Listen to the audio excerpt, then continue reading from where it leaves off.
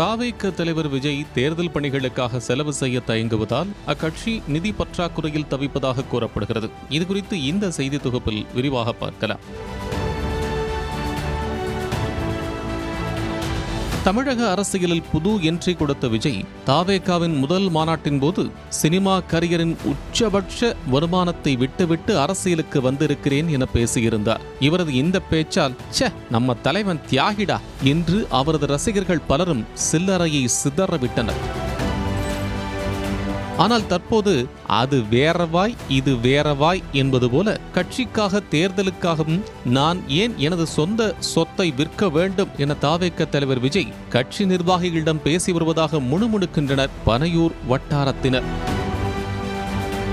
ஆளும் திமுகவிலும் சரி ஆண்ட அதிமுகவிலும் சரி நிதிக்கு குறைவில்லை. ஆனால் தாவேக அப்படி இல்லை. கட்சி ஆரம்பித்து 2 ஆண்டுகளே ஆகின்றன. எந்த தேர்தலையும் எதிர்கொள்ளவில்லை. கட்சி நிகழ்ச்சிகளின் செலவு கூட நிர்வாகிகளின் தலையிலேயே விடுகிறது. ஆக கட்சி நடத்துவதற்கே நிதி நெருக்கடி ஏற்பட்டுள்ளதாக கூறப்படுகிறது. சட்டமன்ற தேர்தலுக்கு இன்னும் ஓராண்டே உள்ளது. இந்த நிலையில் பூத் கமிட்டி வேட்பாளரின் தேர்தல் செலவு தொடர்பாக தாவேக அலுவலகத்தில் ஆலோசனை கூட்டம் நடைபெற்றது. அதில் பேசிய முக்கிய நபர் தலைவர் போட்டியிடும் தொகுதிக்கு எவ்வளவு வேண்டுமானாலும் செலவு செய்வேன் என்று சொல்லியிருப்பதாக கூறப்படுகிறது. அப்படி என்றால் பிறருக்கு செலவு செய்ய அவர் தயாரில்லை என்பதாக நிர்வாகிகள் புரிந்து கொண்டுள்ளனர்.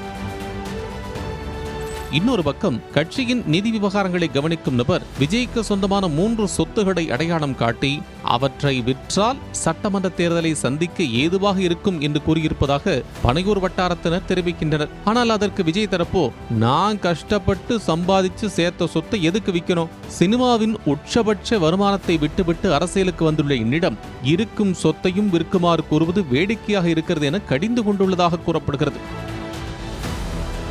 அது மட்டுமின்றி விஜயகாந்த், வைகோ ஆகியோர் கட்சி ஆரம்பித்த போது நாயுடு லாபி உதவி செய்தது. எடப்பாடி அண்ணாமலைக்கு கவுண்டர் லாபி உதவி செய்தது. அதுபோல நான் கட்சி தொடங்கினால் குறிப்பிட்ட சமூகத்தின் லாபி உதவி செய்யும் என சொன்னீர்கள். எதுவும் நடக்கவில்லை. காசு கொடுத்துதான் ஓட்டு வாங்க வேண்டும் என்கிற அவசியம் எனக்கில்லை. ஊழலை ஒழிக்க வந்திருக்கும் நாமே காசு கொடுத்தால் தவறான முன்னுதாரணமாகி போய்விடும். பொது சேவையில் நாட்டமுள்ள நம் கட்சியினரை மக்கள் மனதார வரவேற்கிறார்கள். மக்கள் செல்வாக்குள்ள வசதியுள்ள நபர்களை வேட்பாளர்களாக தேர்வு செய்யுங்கள், வெற்றி நிச்சயம் என்று கூறியிருப்பதாக சொல்லப்படுகிறது.